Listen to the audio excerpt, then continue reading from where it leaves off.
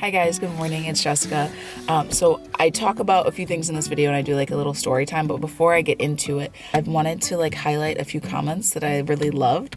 YouTube comments, I think, are one of my favorite things about YouTube because it's like when you're recording a video, it's kind of like impersonal. Like you're sitting here with the camera in your hands, you're looking at yourself, just talking into a lens.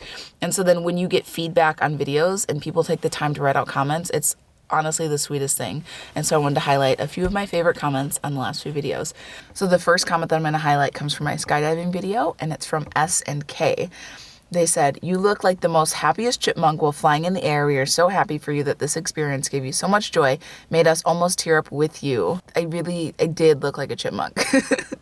But I thought the comments in this video were so sweet because you guys, I got emotional about skydiving, and then some of you guys got emotional for me. Thank you for appreciating that joyous moment with me because that was like life-changing feeling. The next comment comes from Gina Verastro, and this was one of my favorite comments on my last video, which was when my sister got her wisdom teeth out. If you guys have not seen that yet, I urge you to watch it. It's like an emotional roller coaster because she was coming off the anesthesia and she really thought we were kidnapping her, like literally. But she commented and said, "Poor Mary survived a hostage situation, a kidnapping, and a butt wipe to the face in one day. What a trooper." That should literally be the synopsis for that video.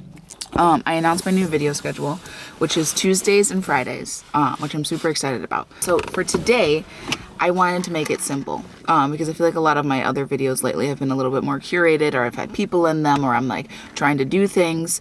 But this time, I'm literally just going to sit in the car, stream of consciousness, like just talk to you guys. Okay, wait. Should I tell you guys this? Okay, I'm going to tell you this. I'm going to tell you guys something wild that I did last night. Let me just go back a little bit. So yesterday I was kind of having, a rough-ish day. I wasn't fully feeling myself. And I was feeling like a little bit insecure about stuff. And it was kind of weird because I felt like this was something that I had gotten over like a while ago. I don't know if you guys can relate, but if you've ever had something that you've been insecure about or something that's happened that's bothered you and you were like certain that you've let it go or certain that you were just like above it, it didn't bother you anymore, you didn't have that issue anymore, and then all of a sudden your brain's like boop, boop, boop, boop, boop, boop, boop, and you like think about this thing and you're like, why am I caring about this? Why is this like something that's in my brain right now? Somebody close to me said something that was like really, really hurtful to me a few times, right? I'm not going to say the exact sentence, but essentially it's like, you're not good enough, this, and this, like essentially calling themselves better, like essentially being like, you can't make it. And it was something that I had decided, like, vibrationally, I just didn't even need to align with it. Like, I knew it wasn't true what they said to me. These words are said to you, and you might act like you just, like, push them off. Sometimes they're, like, literally still in your head, and you don't even think about it. Like, I've talked about a few videos back, like, your subconscious mind and how it, like, sometimes stores things there, and you don't even realize it. All of a sudden, I heard it in the back of my head again, and I was like, why? Like, why I need to let this go when I thought I had. And so I heard of this thing once that people do, and it's called the burning ritual. Oh, I sound like a freaking witch. I'm gonna move this. Essentially what it is you take a journal, and I have my journal with me right now. This is the journal I use. I don't have the exact terminology for what I did. I'm gonna have to look it up again, and if I find an exact name, I'll put it on the screen. But my feeling about this though is there's no wrong way to do it. It's just what feels right for you. So I kind of went half on my own intuition and then half what I had like read about before. And so what I did is I literally, in quotes, wrote what this person said to me. Then I took another pen. These are in like colored Sharpies. And then I crossed it out. I like physically watched myself cross out this statement. So that's right here. And then through the rest of the page, I wrote contradicting statements to that one, like things that I know to be true. And let's say you aren't quite there and you don't believe all the positive statements you're about to write them anyways. Okay, so there's something about brain chemistry. When you write something, even if you don't fully believe it, it can become true for you, and it could, it starts to impress. Essentially, I wrote a bunch of things that would contradict this statement, the statement that was bothering me. Okay? I ripped the page out, and then I went outside. and I'm outside of my front porch. It is 25 degrees. And I sit down, I sit down on the ground, you know, like crisscross applesauce style. I have this paper and I have this like fire safe dish, which is like a glass bowl, right? I did like a few other fancier things where you grab like a piece of the earth and like you have like some water in front of you and you like northwest, east, south. But I realized the most important part is honestly your thought process on it, so that's not necessary unless you're into it. But if you are into it, I will put it in the description so you can know like exactly what I did while I'm sitting there. Now this can be like a really emotional experience depending on what it is that you're trying to release. So essentially what you do is you take fire. I had like an incense stick, or you could just use a match, and I like ripped little pieces of the paper, put them in the bowl, you know, and they lit on fire, and like you could see like the embers and like the glow around it, and it was actually really beautiful. Like, you know, when like the outside of the little piece of paper is all orange and then you see it like close in and then the paper's gone and it's like dust, right? Essentially what I was doing is like releasing the negative thing and fermenting all the positive statements, right? And so with each paper, you kind of just think about the things that you are affirming. It was freaking beautiful.